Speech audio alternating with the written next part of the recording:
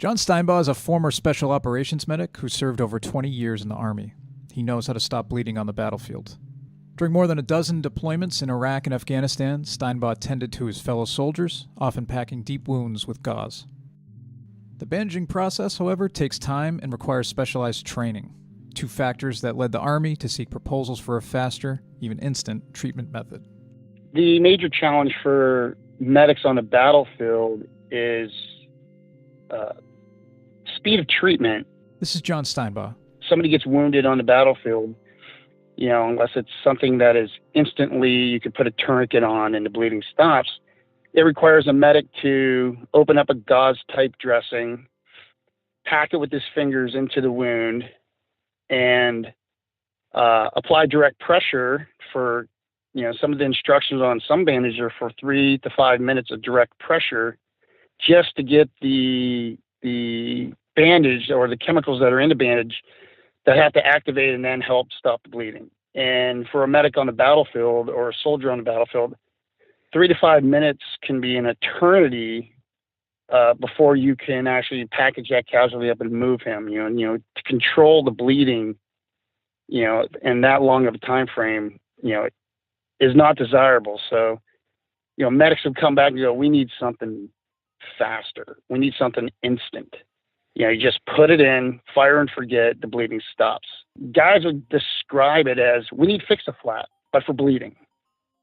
Turns out what they needed were sponges. Lots of little ones, in fact. A kitchen sponge may not seem like the most natural source of inspiration, but before synthetic sponges, there were natural sea sponges, which have played an important role in society for centuries, since the ancient Egyptians and Greeks. Sea sponge diving was an Olympic Greek sport. The sponge was an almost sacred part of the Egyptians' embalming process. The sponge was soaked in oils and fragrances to help perfume and preserve the body for burial. Which is not to give any less credit to today's kitchen sponges. Synthetic sponges were only possible after the invention of polyester in the 40s, and the accidental manufacturing of polyurethane foam in the 50s. At the time, the airy material was considered defective. Today's sponges are anything but. And the need to absorb and contain fluids exists in places beyond just your kitchen sink. So here's an idea: sponges. After a disaster like the 2010 Deepwater Horizon oil spill on the Gulf Coast, what if a giant sponge could clean up the area and the wildlife around it? What if a bunch of tiny sponges could quickly save gunshot victims? In this episode, we look at how researchers are doing just that and expanding the sponge concept to entire cities. So, back to John Steinbaugh. He heard the message from his fellow military medics. They needed Fix-A-Flat, but for bleeding. You may be familiar with Fix-A-Flat, a tire sealant in a can invented in the 70s. As a temporary fix, a driver with a flat uses the product to inject liquid and additional air into the leak. Once inside the tire, the substance hardens and covers up the hole. To find a foam similar to the kind used to seal up tires, the military turned to Steinbaugh's Oregon-based company RevMedics. They created the Fix-A-Flat-like device known as XStat. With a syringe-like applicator, the XStat tool injects small, rapidly expanding sponges into an injury like a deep cut or gunshot wound. Steinbaugh currently works as a liaison with the military, incorporating their feedback into new products like XStat, a device that, at least on the surface, appears to have a simplicity not unlike the sponge on your counter. Picture, if you would, if you were to go down to Williams-Sonoma or some place that sells, your 4x6 inch kitchen sponge that you would take to your sink and you run it under water, and upon contact with water, it expands to, 2.5 inches thick. So if you were to take that kitchen sponge, which is compressed already, punch out the sponges into little discs. So take that whole sponge and punch it up into little pieces. Those sponges are still going to expand when you run them underwater. They're just going to be a whole bunch of little pieces. But if you take all those little pieces when they're still compressed and you put it in an applicator, much like a 60 cc medical syringe with the big opening in the front, when you inject all those sponges inside of a gunshot wound, when they make contact with the blood, they still want to expand just like it's water. If a soldier gets shot, a medic or fellow soldier can then pull out that applicator, stick it into the wound cavity as close to the source of bleeding as possible, inject the sponges, and pull out the empty applicator. The sponges, made from the same regenerated cellulose as standard kitchen sponges, will expand over the next 20 to 30 seconds as they absorb blood and create more pressure inside that wound. They create pressure that is a little higher than your normal arterial pressure. So they create enough pressure in the wound to tampen off the bleeding. If you were to take your kitchen sponge, your 4x6 inch kitchen sponge, you expanded it. If you then try at your sink to then wring that sponge out and squeeze it down into the size of like a tennis ball, that pressure you would feel against your hands like that is the same pressure it would be exerting inside the wound cavity. And that pressure is enough to stop bleeding. Much like if you cut your arm or your hand, you put one finger on and apply pressure. That's what those little individual sponges are doing inside the wound cavity, except you have 100 little fingers applying pressure to the sides of the walls of the cavity and pushing against any vessels that are injured. Right around 2008, the military sought proposals for better ways to control hemorrhaging. A contract was awarded to Oregon Biomedical Engineering Institute. The institute, which would later become RevMedix, already had a summer program in place where students from Claremont, California's Harvey Mudd College would collaborate on projects. One of the students at Harvey Mudd had an idea of a toy he had when he was a kid. You drop the little foamy thing in the water and the sponge, and it turns into a dinosaur or a giraffe or an alligator.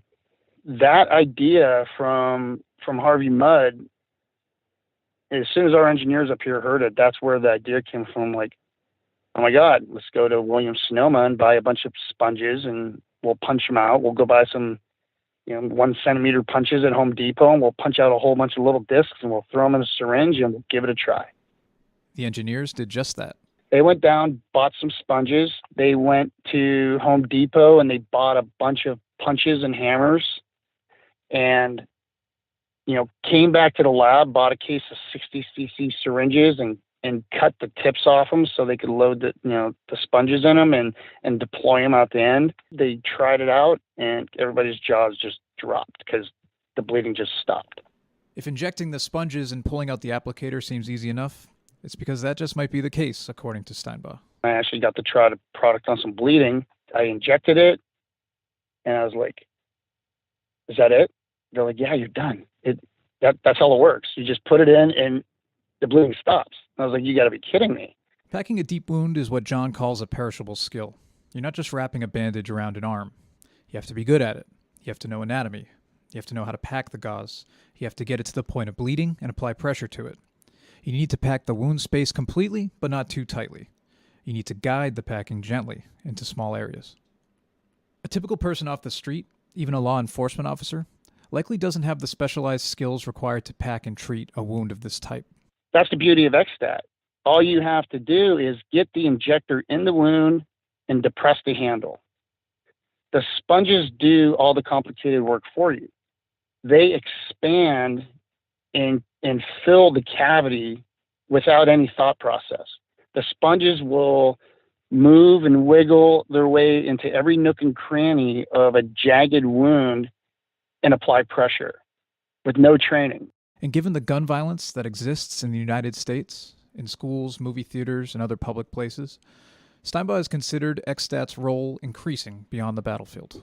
We're getting a lot more emails from school districts or public places like movie theaters or malls, people that are, there's a whole campaign called Stop the Bleed.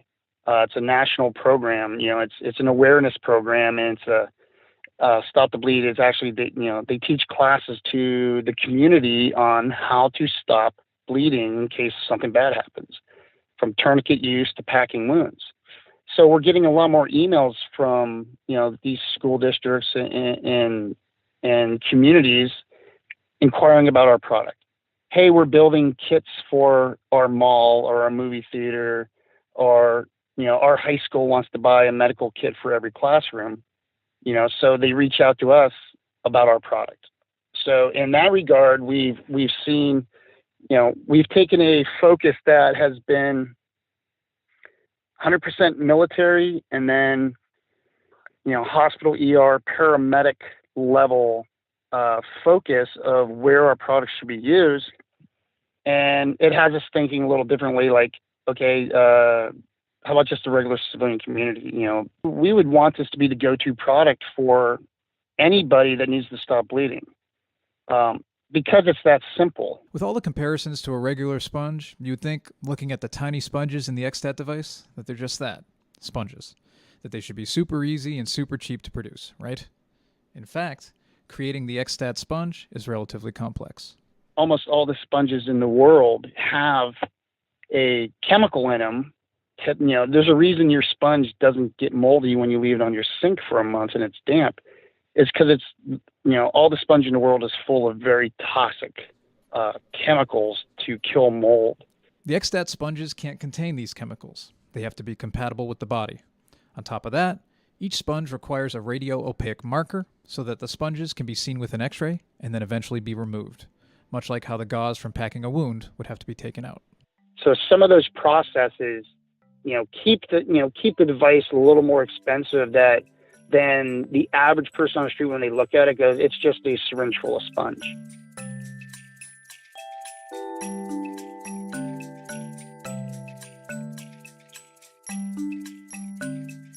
So, as you can tell from the XStat device, sponges are deceptively complicated. If you take a closer look at a piece of polyurethane sponge, you'll find a porous microstructure. Certain versions of polyurethane foam are roughly 95% air. The complexity lies in how to fill up the empty space. Researchers from the Department of Energy's Argonne National Laboratory, located outside of Chicago, are going far beyond what's used to manufacture a common sponge to create a new way of stopping the spread of oil spills. A seat cushion-sized foam block called the Oleo sponge. Funded originally by the U.S. Coast Guard, the Oleo material can be wrung out and used again and again. The sponge looks like any type of, just by your eyes, it looks like a handheld kitchen sponge. This is Ed Barry, a former postdoc researcher. In the case of Oleo sponge, we're able to fill it up because you modify the surface, the chemistry associated with, and oil basically just slides in it. You make it and you render it oleophilic or oil-loving. So you're now able to actually fill all of this volume up with oil.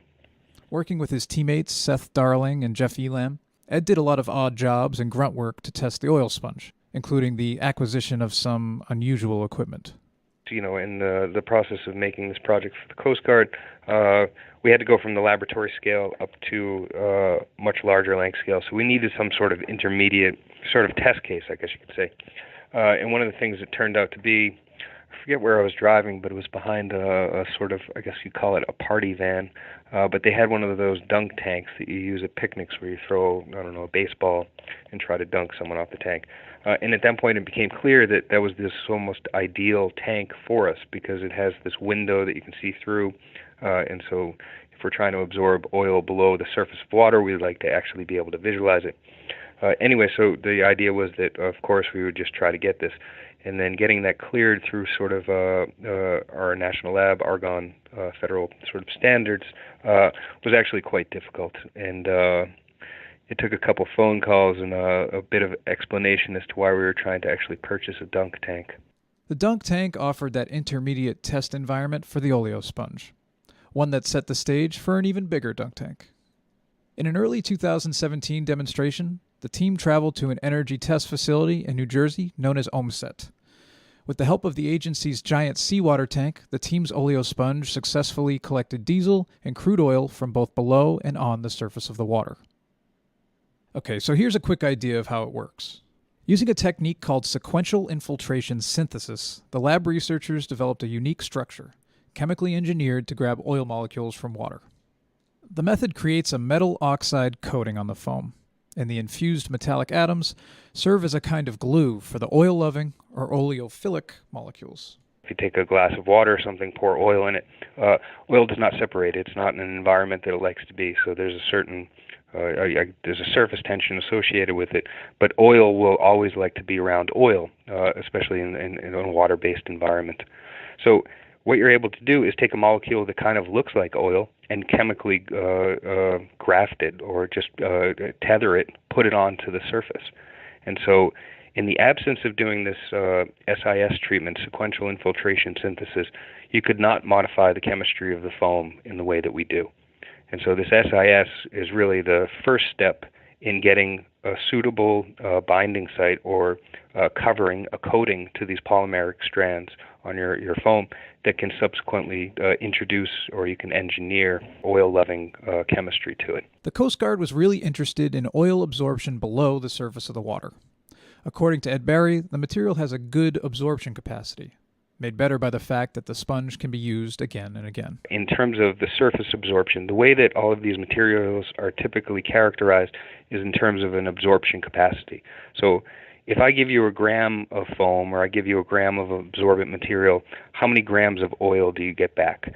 And so in our case, we have 30 grams per gram. So what that means is that if I give you a gram of our foam, or if I give you a pound of our foam, you'll absorb 30 grams of oil, or you'll absorb 30 pounds of oil. So you get, 30, roughly a factor of 30. So the best type materials are on the order of, say, 100. And so what's different about ours is that even though we're a bit less than that, 100 versus 30, ours is reusable. So if you reuse it 3 times, you're already upwards of and very close to 100.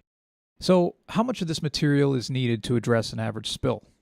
In the same way that you don't need a mop that's the size of your kitchen floor when you spill something, you don't need an enormous sponge to absorb an entire area of an oil spill. Barry and his team have imagined a variety of form factors and shapes for the foam. So in terms of the sponge, one of the things we've always imagined is, wildlife covered in oil, to actually use it like a sponge and to sit there and scrub. In the case of oil on the surface of water, you're probably deploying pads and the equivalent of just throwing it out in the water, extracting it back, wringing it out, and throwing it back out again. But oil may not be all that the oleo sponge can soak up. The other part that's really exciting is that you can modify the chemistry accordingly, and that we could potentially change this and start to introduce other specificities, start to absorb other things, start to filter things, start to use this as a separation material. And so we think it's a way that you can start to make sponges that like certain materials. So in this case, it likes oil, but can you make it something that selectively absorbs, just water in an oil-based environment? Or even, in comparison of the kitchen sponge, can you make a sponge that selectively absorbs all of the soap where it leaves just the water? Can you make a sponge that actually is able to selectively absorb nuclear-based components, contaminants, and effectively clean water streams? If it in any way reached that sort of potential, that would be great.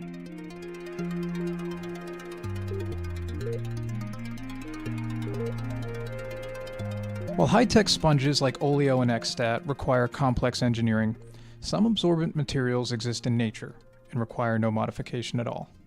In an effort to prepare for changing sea levels and flooding, cities across the world are absorbing a new concept, the sponge city.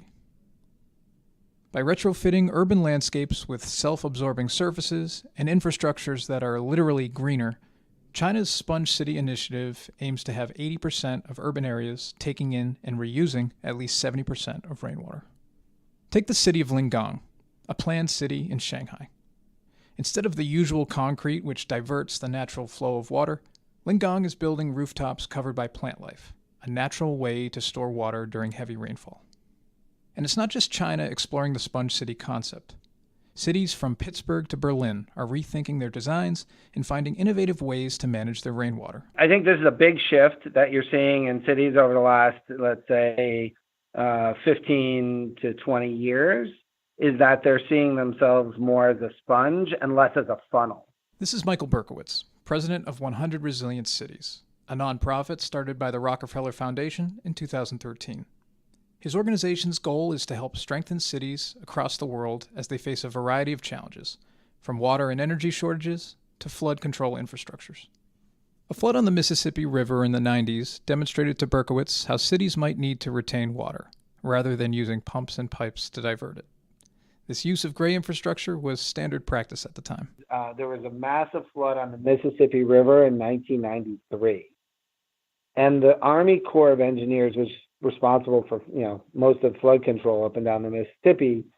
Rather than letting the water overtop the banks and spill out into farmlands and green spaces along the river, because the river had become so built up, the Corps had put so much gray infrastructure, it had funneled more and more water downstream in a way that made the flood even worse for those downstream communities. And so, in my mind, and this is sort of the first time this idea, and especially in the U.S., has gotten any traction. And you're starting to see cities embrace this more and more because they understand the benefits of the green infrastructure and the sponge are greater than the benefits of just the gray, hard infrastructure. Berkowitz says the biggest example of the sponge city can perhaps be seen in Singapore, a small island with a scarcity of fresh water. To help the country achieve its goal of capturing 100% of its rainwater, the Marina Barrage was built in 2008. By sealing off the Singapore River from the ocean, the dam creates a freshwater lake in the heart of the country, one with spongy gardens by the bay. Berkowitz has seen a variety of neighborhood examples as well.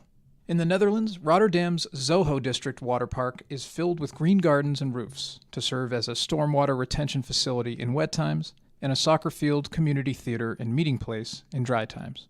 Rainwater, floodwater, stormwater, wastewater, these all used to be the enemy.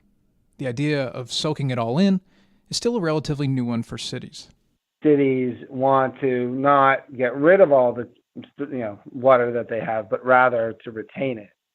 But that is antithetical to the way engineers, public works departments, and city planners have been trained over the years. So that we're starting to see this idea take hold, but it is one that, because of the way cities are built, changed, and evolved over, not just a year or two, but a decade or a generation, it's going to be a long time before the world cities really embrace that as a full concept and implement it.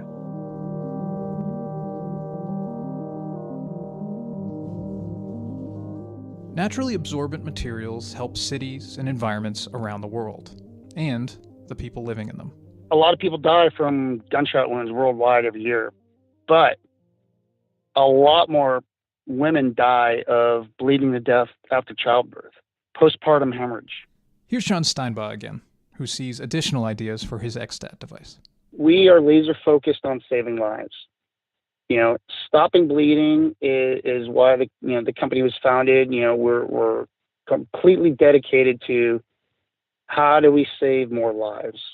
We're working on modifying our technology to be used for postpartum hemorrhage.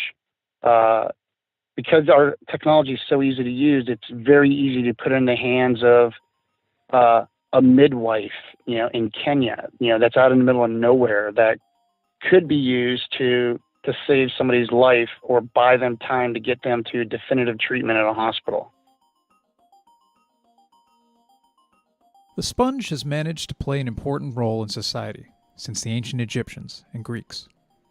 And it is increasingly valuable today as we tackle a variety of challenges in the modern era. Our inventors today see the sponge helping mothers in Africa, medics on the battlefield, wounded soldiers, wildlife after an oil spill, and inhabitants of a flooded city. In the times of ancient Egypt, the sponge was considered sacred.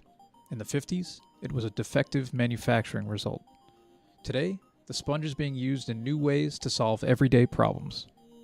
Just don't call it simple. This has been an episode of Here's an Idea. I'm Billy Hurley for Tech Briefs Media. For more news about innovative technologies, you can follow our stories every day at techbriefs.com. Here's an idea. Send us feedback to feedback@techbriefs.com and let us know what inventions you'd like to hear more about.